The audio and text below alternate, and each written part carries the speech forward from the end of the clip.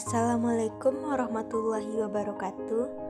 Kami dari kelompok 11 akan menjelaskan mengenai perhitungan biaya produksi berbasis volume. Yang pertama, pembebanan biaya produksi ke produk, yaitu jumlah unit yang dilaksanakan, yaitu biaya bahan baku langsung, biaya tenaga kerja langsung, dan unit based driver JM, JKL, BBL, BTKL yang merupakan biaya overhead pabrik. Pada gambar 1 tersebut merupakan gambar 1 korelasi biaya produksi dengan jumlah unit yang dihasilkan. Gambar 2 yaitu pembebanan biaya produksi ke produk, yaitu biaya bahan baku langsung, biaya tenaga kerja langsung, dan biaya overhead pabrik. Baiklah, saya akan menjelaskan bagian pembebanan biaya produksi ke produk. Format perhitungan harga pokok produk jika perusahaan menjadikan departemen produksi sebagai pool biaya untuk biaya overhead pabrik dapat dilihat sebagai berikut. Biaya bahan baku langsung, biaya tenaga kerja langsung, biaya overhead pabrik atau dibebankan, total biaya produksi. Pembebanan biaya sumber daya perlu dilakukan dengan alokasi biaya atau cost allocation base. Jika terdapat kesalahan dalam menetapkan dasar alokasi biaya, harga pokok produk juga akan salah. Penentuan dasar alokasi yang akurat dapat dilakukan melalui analisis driver biaya atau cost driver. Driver biaya adalah faktor-faktor yang menyebabkan timbulnya biaya.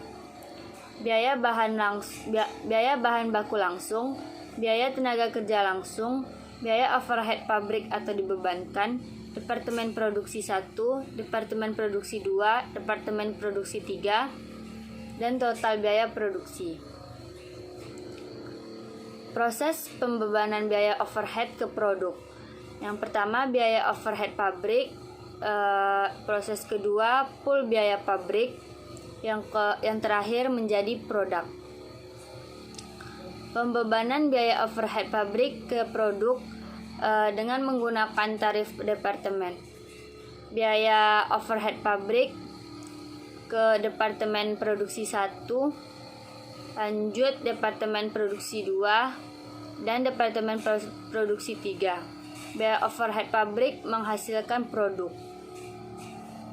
Pemilihan tingkat kapasitas. Kapasitas teoritis yaitu disebut juga kapasitas ideal atau kapasitas maksimum, yang artinya kapasitas untuk operasi 100%.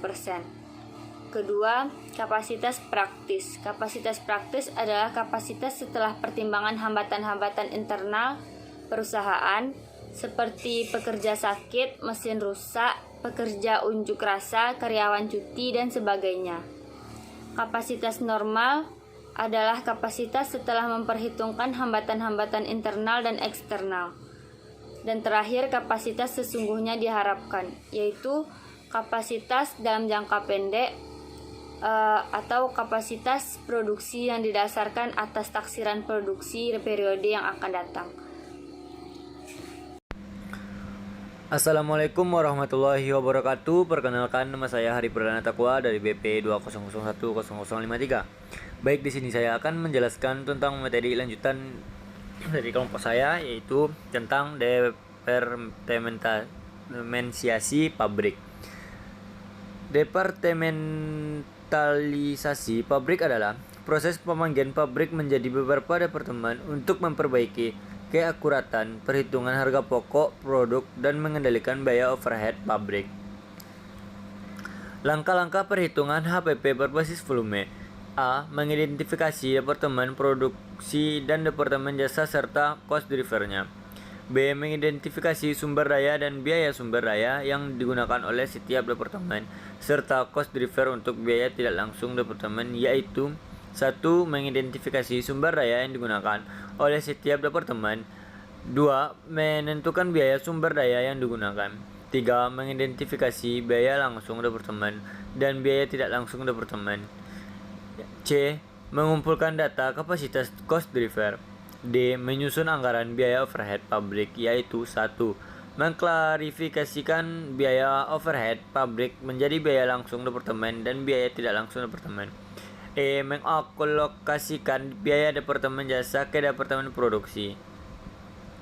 Baik, kesimpulan 1,